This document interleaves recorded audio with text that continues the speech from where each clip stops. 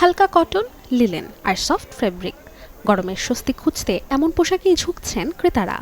Nurjahan shopping মলের দোকানগুলোতে দেখা মিলছে নানা ডিজাইনের সামার কালেকশনের। রঙের বৈচিত্র্য আর ডিজাইনের নতুনত্বে আকর্ষণীয় হলেও এসব পোশাকের দাম নিয়ে প্রশ্ন তুলছেন অনেক ক্রেতা। যদি আমি কোয়ালিটি বলি, কাপড়ের কোয়ালিটি সেই অনুযায়ী দাম অনেক বেশি, একটু না অনেক বেশি।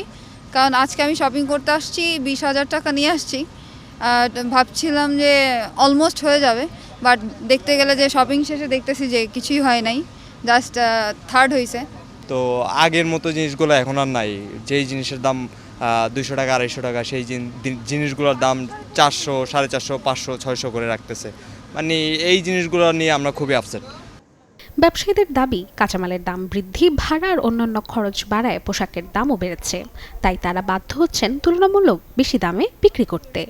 এবারের গরমে আমরা সবার জন্য নিয়ে এসেছি তার কটনের টপস, যেটা সামার ফ্রেন্ডলি ম্যাটেরিয়াল, সব রকম ওয়েদারে পরা যায়, ইভেন অনেক কমফোর্টেবল, যেটা যাদের অ্যালার্জি আছে তাদেরকেও র্যাশ উঠবে না এরকম ম্যাটেরিয়াল ইউজ করলে। আগে 10টা পর্যন্ত বিক্রি কিনি করতাম, এখন সব কিছুই 7টার দিকে বন্ধ হয়ে যাচ্ছে। যে অফিসে চাকরি করে তারও 7টায় বন্ধ হয়ে যাচ্ছে, আমারও 7টায় বন্ধ হয়ে যাচ্ছে।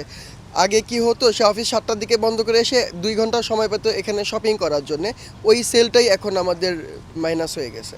কালেকশনে আমাদের বর্তমানে ক্রপ টপ খুব ভালো চলতেছে, টি শার্ট আছে, লং টি শার্ট আছে, টপস আছে, হ্যাঁ।